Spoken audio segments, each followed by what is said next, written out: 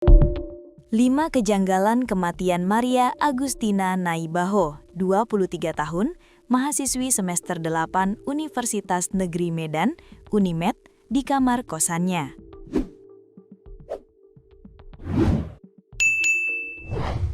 Terbongkar pula ternyata Maria sempat mengeluhkan satu hal kepada ibundanya sebelum ia ditemukan tewas. Putri dari anggota DPRD Tebing Tinggi mengatur Naibaho itu ditemukan tidak bernyawa di kamar kos di Jalan Rela, Kecamatan Medan Perjuangan, Kota Medan, Sumatera Utara, Kamis 12 Maret 2026 malam.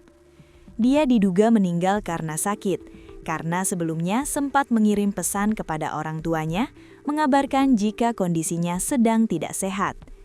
Namun demikian, penyebab kematian Maria hingga kini masih menjadi misteri.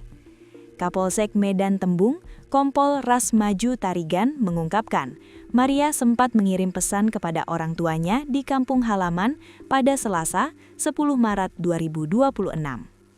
Kepada ibunya, Maria mengeluh sakit kepala dan suaranya hilang. Jadi, korban itu masih ngomong sama mamanya dibilang demam, kata Kapolsek Kompol Rasmaju Tarigan, dikutip dari Tribun Medan. Setelah itu, tak ada lagi kabar dari mahasiswi semester akhir tersebut. Hingga akhirnya, korban ditemukan telah meninggal dunia pada Kamis, 12 Maret 2026 malam. Korban terakhir kali mengabarkan sedang demam dan selanjutnya tidak ada lagi kabar dan akhirnya ditemukan meninggal dunia, jelasnya. Terkini keluarga menemukan sejumlah kejanggalan terkait kematian Maria.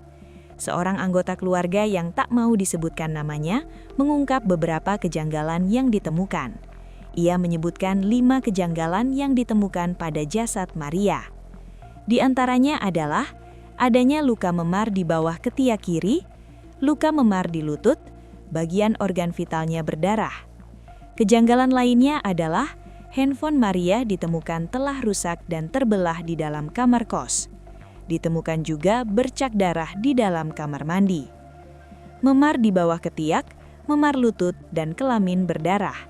Bercak darah di kamar mandi dan handphone terbelah, ujar pihak keluarga saat ditemui di RS Bahayangkara tingkat 2 Medan.